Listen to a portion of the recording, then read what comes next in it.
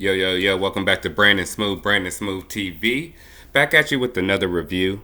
This is episode 3 of Power Book 3, Raising Kanan. Now, this episode was pretty good. Kind of more of a filler episode. Not any major deaths and nothing too crazy happening. And the show is starting to get progressively better. Like I said, I did enjoy the first 2 episodes. And so far, in my opinion, this is better than Power Book 2. So, I'm going to kind of just go through a few points in the episodes and kind of elaborate on those. Kanan did get to meet Rock's boyfriend, his mom's boyfriend. They met in a kind of weird Ving Rhames, Tyrese baby boy type way. He was just kind of there with his shirt off, and he really didn't like that. But Rock explained, "Hey, this is my house. I do what I want to." Kanan is very observant, so he's gonna keep an eye on this guy definitely moving forward. And I don't think Kanan's gonna trust him. Now they may bond in another way, but I think that's kind of unlikely. Now, second, we found out that Detective Howard actually has leukemia. He needs to get some surgeries like super fast, and he has to find some family members, that maybe have the same DNA and genes that he has to get like a bone transfer or something, transplant. So he tried to play it off after he left the doctor's office and play it off to the doctor and his partner, but you can tell he was actually shook from that.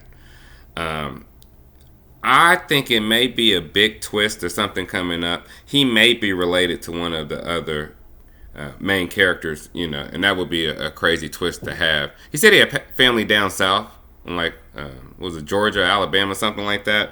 But if it's one of the main characters, that would be better. Also, with him being on the opposite side of the law, if one of his family members might be a criminal, they might be a little reluctant to even, help him out. So I'm definitely want to see how that's going to unfold.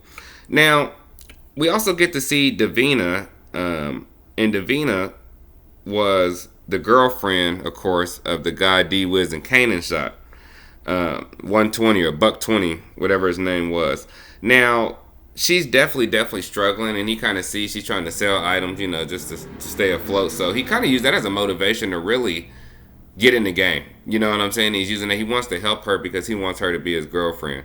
The messed up part is he is hiding the truth from her that, of course, he helped actually shoot, and he actually put in the order to have her ex-boyfriend killed.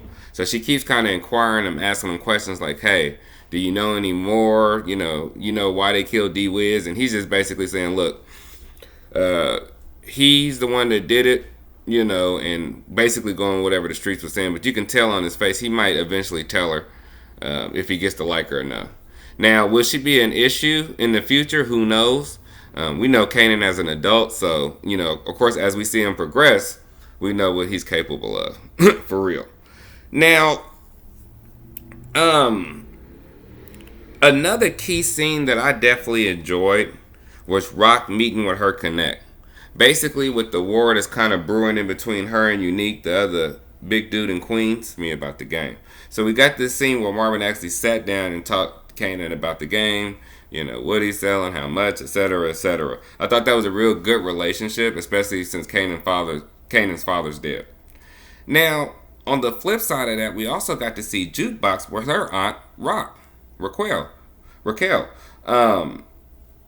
And apparently they've always had a good relationship. As you see, they're the only two girls around as far as the little family function, and they talked a lot. So they started talking about their relationship. She talked about her relationship with I'm gonna call him Knowledge. I think his name is Symphony, but I'm gonna call him Knowledge because he always talking about that college shit.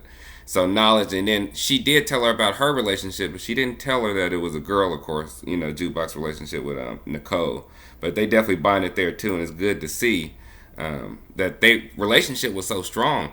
Marvin in the episode was just looking through Jukebox's room like he was looking for something. He was tearing her room apart, and she had to take the clothes she had just boosted and put them at her aunt's house. That way, her uncle won't mess with her. So her aunt knows what she's doing, and it is what it is. But I like to see those relationships. Now, speaking of Jukebox acquiring clothes, we get to see her and her crew actually hit a lick. Ran up, hit a truck. The leader of the crew, I don't know if he's the leader, but one of the hotheads of the crew kept beating the guard up just excessively after they already had the gear. And Jukebox had to come back and say, "Come on, man, we got enough. Let's go. What are you doing?" So Jukebox, with her talent and knowing how to sing, she sees that she could have a different type of life, but we know what Jukebox turns into, so she's just down 10 toes in the game. Um, Last but not least, I thought it was another important scene because, like I said, this episode was kind of filler, but we got to see Rock actually shut down Unique's corners. She put in some type of tip, with Howard letting him know what was going on as far as the drops, and got a lot of his corner boys off of the corners. So Unique, he's riding around checking his traps, and boom, ain't nobody out there. Corner is DEAD, dead. And then I think they end the episode, or close to the end, where he actually sees Marvin and Lulu sitting there in the car watching his block, and he rolls up on them, and they do that slow roll past each other, where you mugging each other. You done got mugged, and you done mugged somebody in the streets in a car that you didn't like. So that's how that episode ended. Overall, good pacing. I'm definitely ready for episode 4. This is going to be one of the slow burns. Even though we're getting a lot of action at the beginning, I definitely appreciate that. I think they're going to really break down Kanan's character and show him turn into who we know, the cold, calculate, manipulate monster he is. He gets a lot of those traits from his mom, and Rock is a strong character. So don't forget to like and subscribe, and as always, I will be back with another review. Peace.